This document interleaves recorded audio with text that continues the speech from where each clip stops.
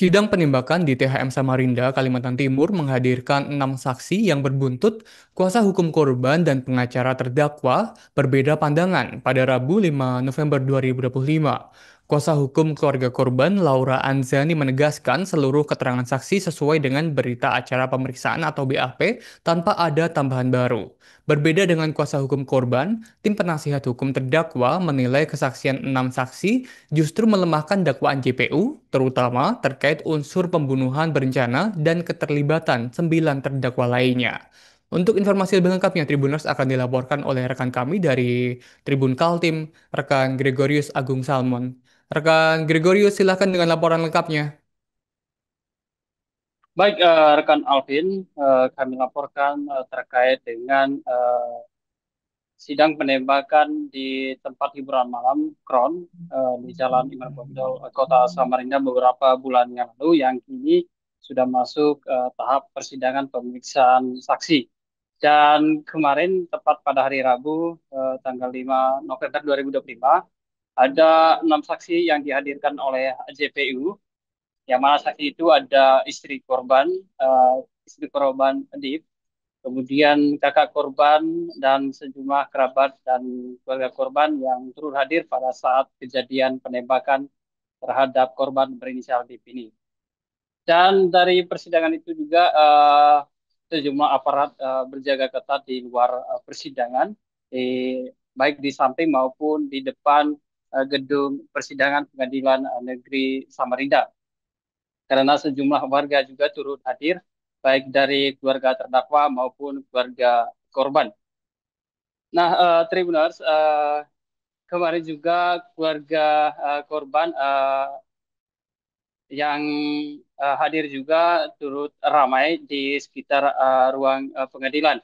Dan dari keluarga, melalui penasihat hukum keluarga korban, yaitu menyampaikan bahwa dari hasil atau dari penyampaian saksi yang hadir, yaitu 6 orang, mereka menyampaikan sesuai dengan berita acara yang sudah disampaikan oleh pihak saksi kepada pihak aparat setelah kejadian, dan itu sesuai dengan kejadian pada saat penembakan terhadap korban Dip. Namun keterangan saksi ini berbeda pandangan oleh pengacara eh, terdakwa, yang mana mereka melihat atau mereka menilai bahwa dari eh, dari penyampaian para saksi ini tidak sesuai, atau mereka menganggap bahwa penyampaian itu berbeda dengan saksi-saksi yang dihadirkan gitu. Karena ada yang melihat korban dengan posisi tengkurap pada saat kejadian, ada yang melihat pada posisi tergelentang begitu.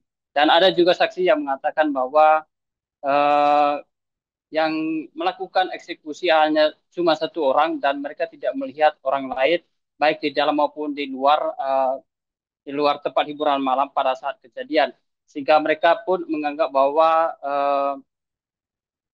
penasihat hukum terdakwa ini menilai bahwa yang 9 pelaku lainnya itu tidak ada status atau tidak ada hubungan dengan satu pelaku pada saat kejadian begitu.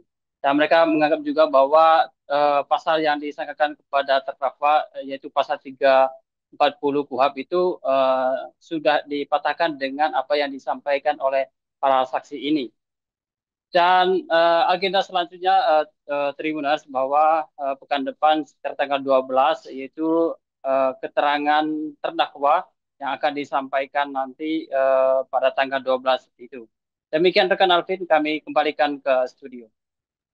Terima kasih rekan Gregorius atas laporannya, dan Tribuners untuk keberimbangan berita ini telah terhimpun wawancara dari pihak kuasa hukum keluarga korban serta kuasa hukum terdakwa. Sidang pada tanggal 5 November tahun 2025, kami selaku kuasa hukum daripada keluarga korban mendampingi, mewakili klien kami untuk sama-sama menyaksikan terkait dengan perkara yang sedang dijalankan. Tentunya ada beberapa poin penting dalam agenda sidang keterangan saksi hari ini. Dapat kami sampaikan bahwasanya Dari 6 saksi yang dihadirkan oleh jaksa penuntut umum, kesemua keterangan ini sangat-sangat menguatkan dakwaan jaksa, yang tentunya dari keterangan saksi dan keterangan saksi yang lain sangat menguatkan. Saksi yang dihadirkan oleh JPU pada dasarnya semuanya tidak ada yang melihat siapa yang melakukan penembakan, itu yang pertama. Yang kedua, semua bersaksi bahwa menurut mereka cuma satu pelakunya. Jadi yang kita pertanyakan status 9 ini sebagai apa? Karena kan kejadiannya menurut keterangan saksi cuma satu pelaku. Terus yang 9-nya berperan sebagai apa? Itu titik beratnya dari kami. Yang pertama bahwa saksi tidak ada yang melihat siapa yang menembak. Yang kedua, mereka menerangkan bahwa cuma satu pelaku. Terus kedudukan yang 9 sebagai apa? Jadi itu. Download Tribun X sekarang.